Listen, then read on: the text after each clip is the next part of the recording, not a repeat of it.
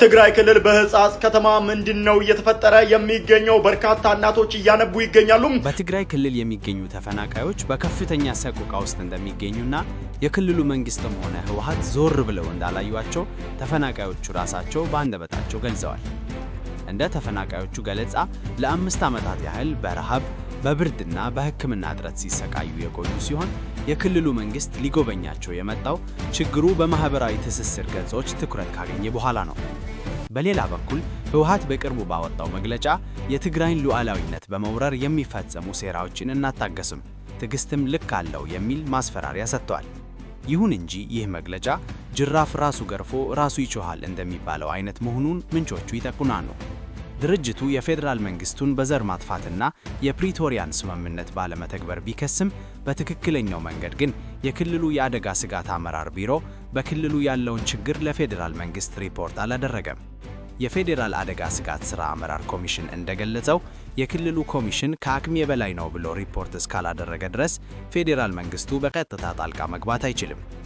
ተፈናቃዮችን በሚመለከት የወጡ መረጃዎች እንደሚያሳዩት አንድ የእርዳታ ምዝበራ ተፈናቃዮችን የሚያስተባብሩት የህወሓት ካድሬዎች ሲሆኑ ለተፈናቃዮች ከሚሰጠው 15 ኪሎ እህል ላይ 3 ኪሎን ለድርጅታችን በሚል ይቀንሳሉ።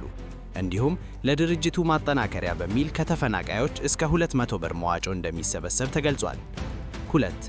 የወርቅ ማዕድን ፍላጎት ተፈናቃዮች በአሁኑ ወቅት ያሉበት ቦታ በተለይ በሽሬ አካባቢ ከፍተኛ የወርቅ ማዕድን የሚገኝበት በመሆኑ የህወሓትና የጦር አዛዦች ቦታውን ለህገወጥ ወርቅ ማምረቻነት ይፈልጉታል። በዚህም ምክንያት ተፈናቃዮቹን አንስተው ሌላ ቦታ ለማስፈር እንደሚፈልጉ ተነግሯል። 3. የፖለቲካ ሽኩቻ እርዳታው እንዲስተጓጎል የሚደረገው በድርጅቱ ውስጥ ባለ ክፍፍል እንደሆነም ምንጮቹ ያመለክታሉ።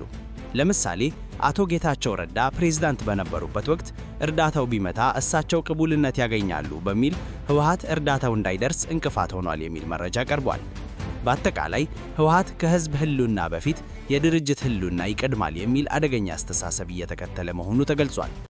የትግራይ ህዝብ የህልውና መሰረት እኔ ነኝ ብሎ የሚያስበው ህወሓት ተፈናቃዮች ወደ ቀያቸው እንዲመለሱ በሚደረገው ጥረት ላይ መዋቅሬና ታጣቂ ካልተመለሰ አልፈቅድም በማለት እንቅፋት እየሆነ እንደሚገኝ ምንጮቹ ያሳያሉ። ይህ በእንዲህ እንዳለ ህወሓት በአሁኑ ወቅት ህጋዊ ሰውነቱን ቢያጣም ባለው መዋቅር በያዘው ሀብት እና በታጣቂዎቹ አማካኝነት ወደ አደገኛ የሽብር ቡድንነት እየተቀየረ መሆኑን ምንጮቹ ያስጠነቅቃሉ።